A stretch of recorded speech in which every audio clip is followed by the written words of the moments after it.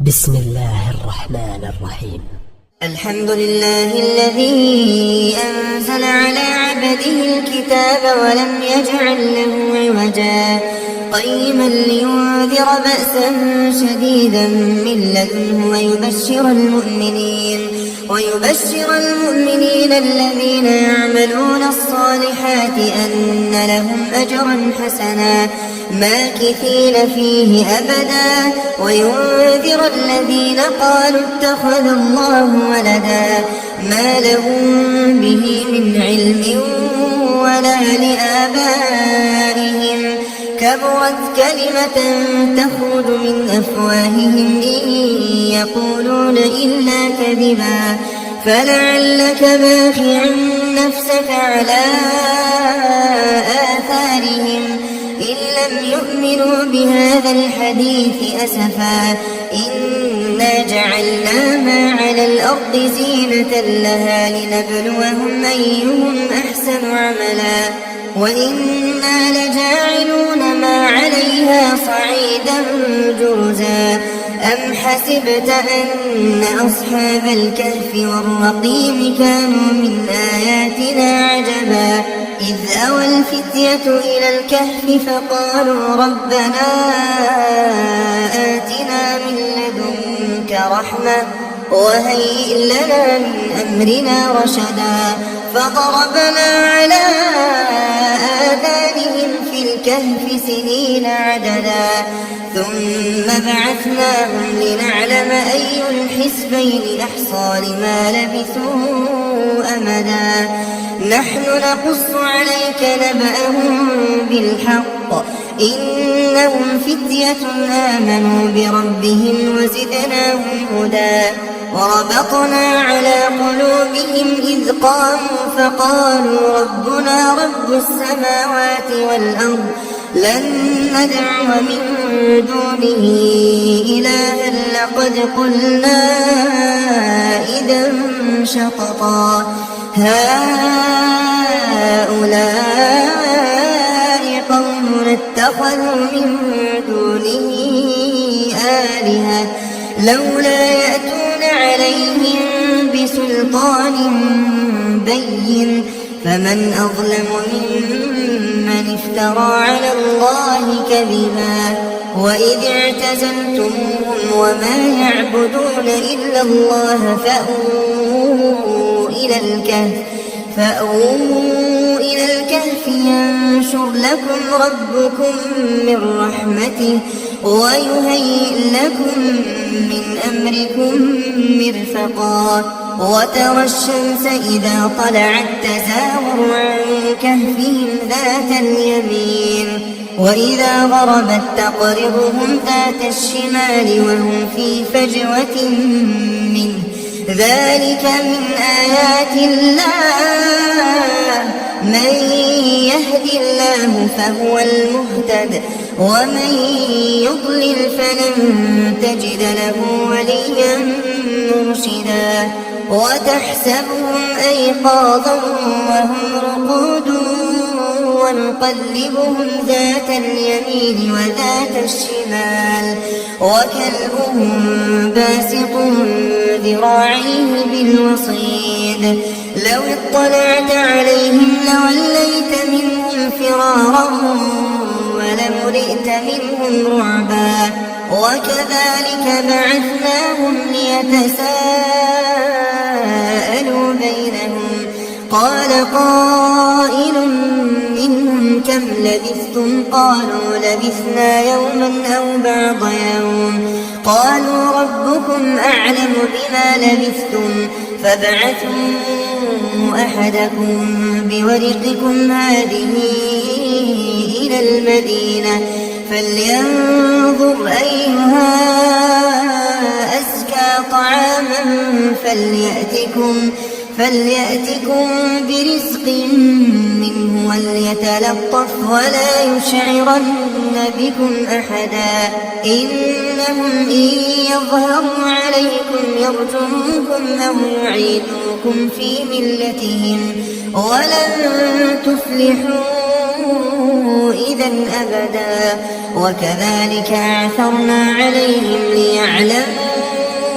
أن وعد الله حق وأن الساعة لا ريب فيها إذ يتنازعون بينهم أمرهم فقالوا ابنوا عليهم بنيانا ربهم أعلم بهم قال الذين غلبوا على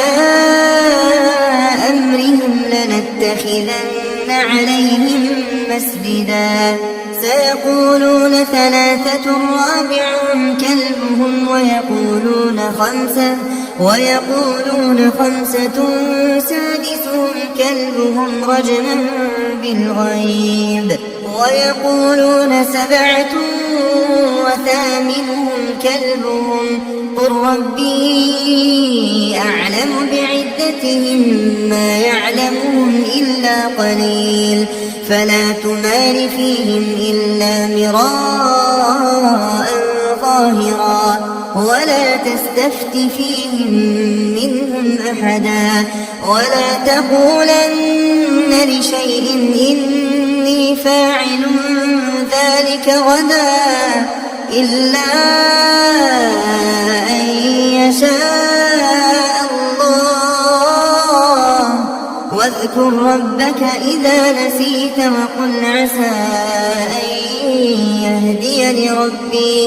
وقل عسى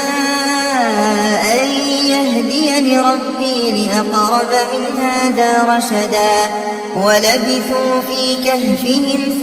300 سنين وازدادوا 9 قل الله أعلم بما لبثوا له غيب السماوات والأرض أبصر به وأسمع ما لهم من دونه من ولي ولا يشرك في حكمه أحدا واتل ما أوحي إليك من كتاب ربك لا مبدل لكلماته ولن تجد من دونه ملتحدا واصبر نفسك مع الذين يدعون ربهم بالغداة والعشي يريدون وجهه ولا تعد عيناك عنهم تريد زينة الحياة الدنيا ولا تطع من أغفلنا قلبه عن ذكرنا واتبع هواه وكان أمره فرطا وقل الحق من ربكم فمن شاء فليؤمن ومن شاء فليكفر إنا أعتدنا للظالمين نارا أحاط بهم سرادقها وإن يستغيثوا يغاثوا بماء كالمهل يشوي الوجوه بئس الشراب وساءت مرتفقا إن الذين آمنوا وعملوا الصالحات إنا لا نضيع أجر من أحسن عملا أولئك لهم جنات عدن تجري من تحتهم الأنهار يحلون فيها من أساور من ذهب ويلبسون ثيابا خضرا من سندس واستبرق متكئين فيها على الأرائك نعم الثواب وحسنت مرتفقا واضرب لهم مثلا رجلين جعلنا لأحدهما جنتين من أعناب وحففناهما بنخل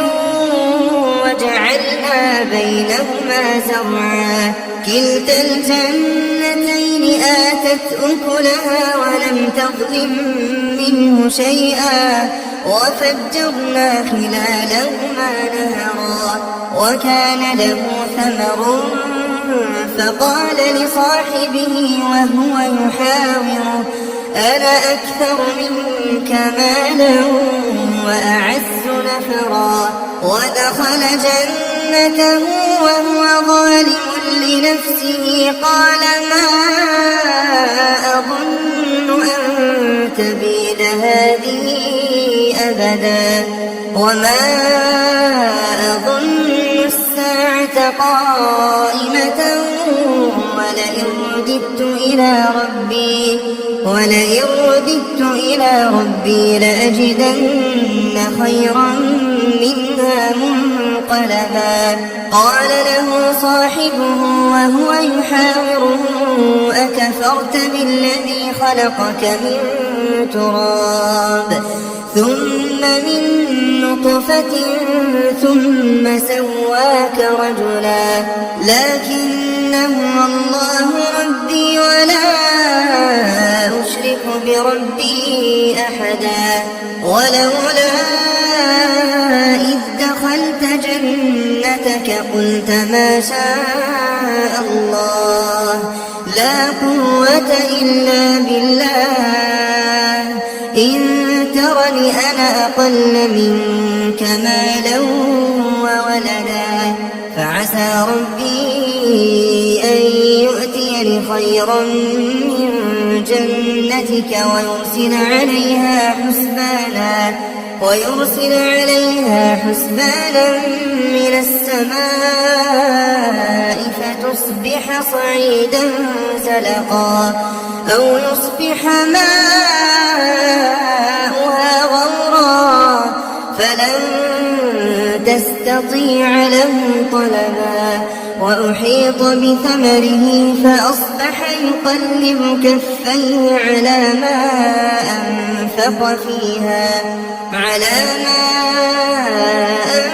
أنفق فيها وهي خاوية على عروشها ويقول يا ليتني لم أشرك بربي أحدا ولم تكن له فئة ينصرونه من دون الله وما كان منتصرا هنالك الولاية لله الحق هو خير ثوابا وخير عقبا واضرب لهم مثل الحياة الدنيا كماء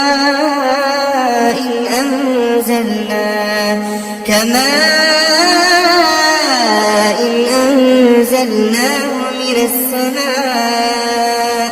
فاختلط به نبات الأرض فأصبح هشيما تذروه الرياح وكان الله على كل شيء مقتدرا المال والبنون زينة الحياة الدنيا والباقيات الصالحات خير عند ربك ثوابا وخير أملا ويوم نسير الجبال وترى الأرض بارزة وحشرناهم فلم نغادر منهم أحدا وعرضوا على ربك صفا لقد جئتمونا كما خلقناكم أول مرة بل زعمتم أن لن نجعل لكم موعدا ووضع الكتاب فترى المجرمين مشفقين مما فيه ويقولون يا ويلتنا ما لهذا الكتاب لا يغادر صغيرة ولا كبيرة إلا أحصاها ووجدوا ما عملوا حاضرا ولا يظلم ربك أحدا وإذ قلنا للملائكة اسجدوا لآدم فسجدوا إلا إبليس كان من الجن ففسق عن أمر ربه أفتتخذونه وذريته أولياء من دوني وهم لكم عدو بئس للظالمين بدلا ما أشهدتهم خلق خلق السماوات والأرض ولا خلق أنفسهم وما كنت متخذ المضلين عضدا ويوم يقول نادوا شركائي الذين زعمتم فدعوهم فلم يستجيبوا لهم وجعلنا بينهم موبقا ورأى المجرمون النار فظنوا أنهم مواقعوها ولم يجدوا عنها مصرفا ولقد صرفنا في هذا القرآن للناس من كل مثل وكان الإنسان أكثر شيء جدلا وما منع الناس أن يؤمنوا إذ جاءهم الهدى ويستغفروا ربهم إلا أن تأتيهم سنة الأولين أو يأتيهم العذاب قبلا وما نرسل المرسلين إلا مبشرين ومنذرين ويجادل الذين كفروا بالباطل ليدحضوا به الحق واتخذوا آياتي وما أنذروا هزوا ومن أظلم ممن ذكر بآيات ربه فأعرض عنها ونسي ما قدمت يداه إنا جعلنا على قلوبهم أكنة أن يفقهوا وفي آذانهم وقرا وإن تدعوهم إلى الهدى فلن يهتدوا إذا أبدا وربك الغفور ذو الرحمة لو يؤاخذهم بما كسبوا لعجل لهم العذاب بل لهم موعد لن يجدوا من دونه موئلا وتلك القرى أهلكناهم لما ظلموا وجعلنا لمهلكهم موعدا وإذ قال موسى لفتاه لا أبرح حتى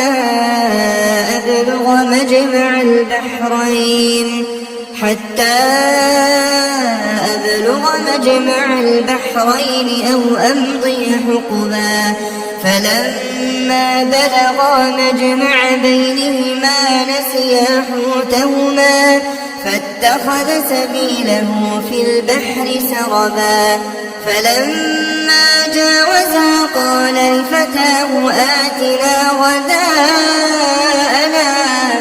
لقد لقينا من سفرنا هذا نصبا قال أرأيت إذ أوينا إلى الصخرة فإني نسيت الحوت وما أنسانيه إلا الشيطان أن أذكره واتخذ سبيله في البحر عجبا قال ذلك ما كنا نبغي فارتدا على آثارهما قصصا فوجدا عبدا من عبادنا آتيناه رحمة من عندنا وعلمناه من لدنا علما قال له موسى هل أتبعك على أن تعلمني مما علمت رشدا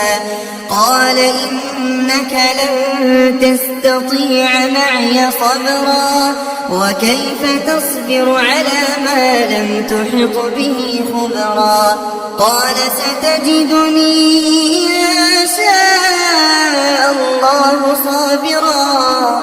إن شاء الله صابرا ولا أعصي لك أمرا. قال فإن اتبعتني فلا تسألني عن شيء حتى أحدث لك منه ذكرا. فانطلقا حتى إذا ركبا في السفينة خرقها قال أخرقتها لتغرق أهلها لقد جئت شيئا إمرا. قال ألم أقل إنك لن تستطيع معي صبرا. قال لا تؤاخذني بما نسيت ولا ترهقني من أمري عسرا. فانطلقا حتى إذا لقيا غلاما فقتله. قال أقتلت نفسا زكية بغير نفس لقد جئت شيئا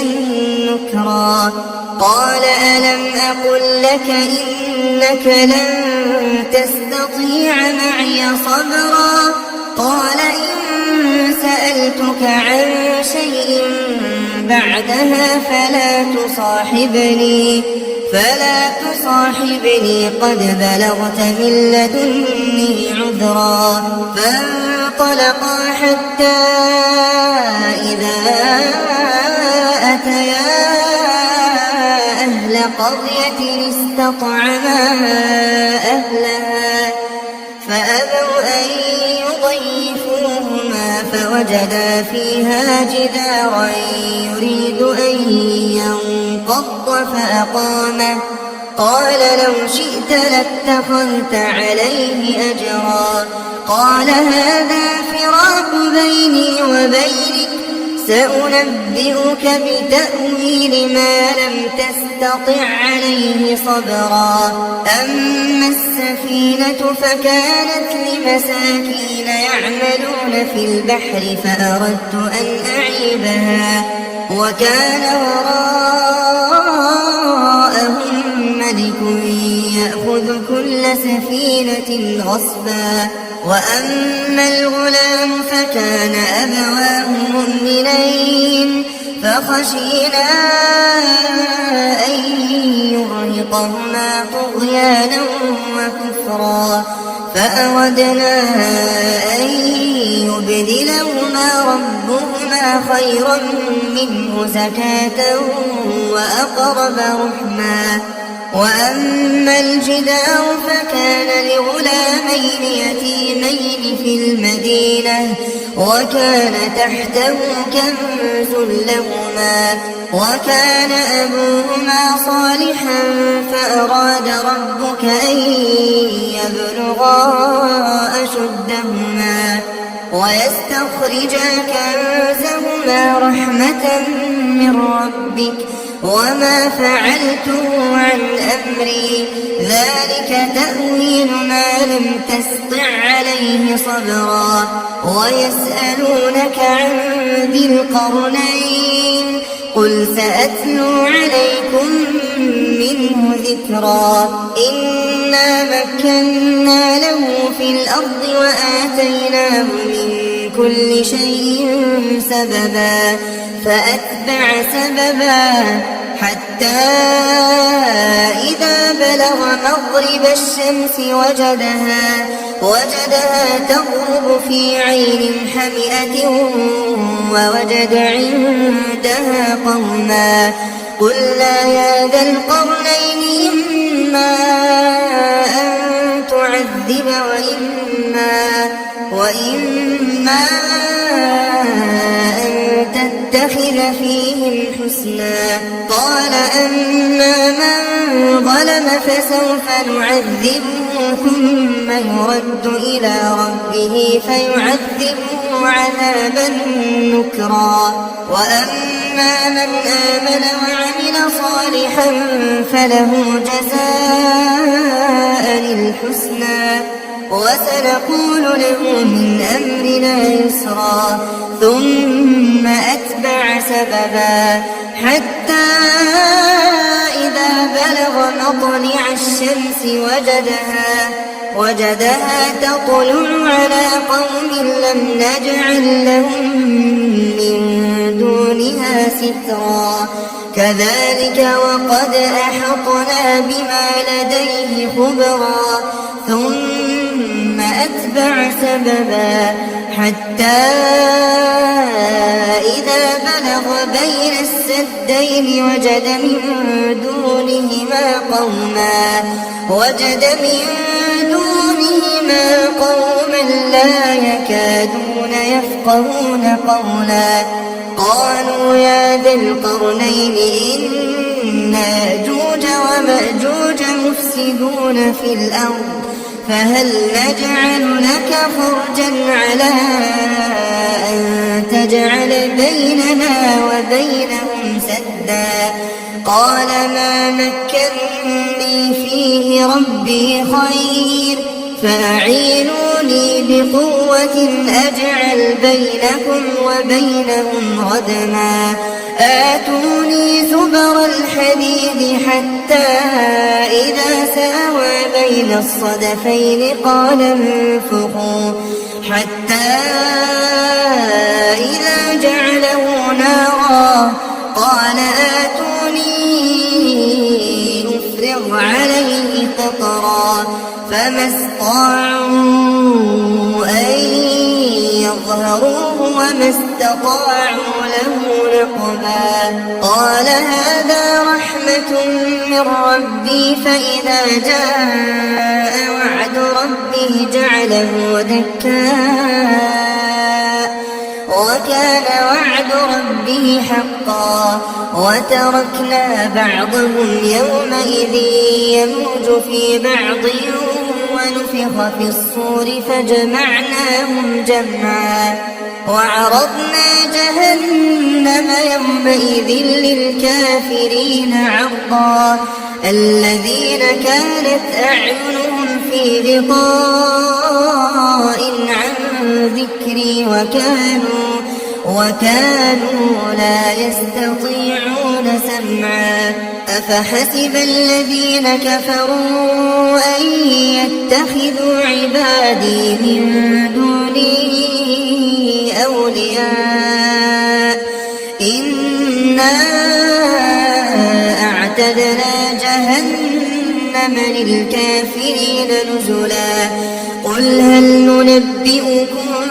بالأخسرين أعمالا الذين ضل سعيهم في الحياة الدنيا وهم يحسبون أنهم يحسنون صنعا أولئك الذين كفروا بآيات ربهم ولقائه فحبطت أعمالهم فلا نقيم لهم يوم القيامة وزنا ذلك جزاؤهم جهنم بما كفروا واتخذوا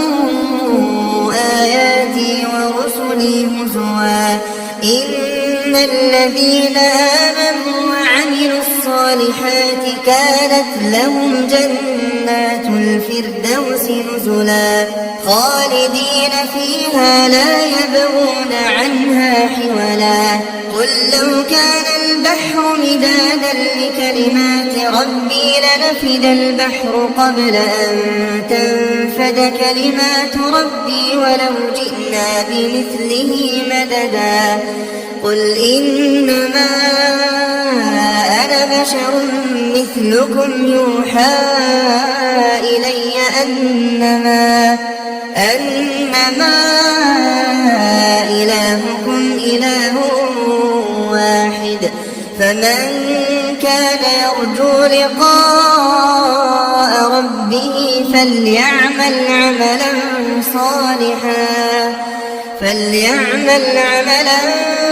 صالحا ولا يشرك بعبادة ربه أحدا.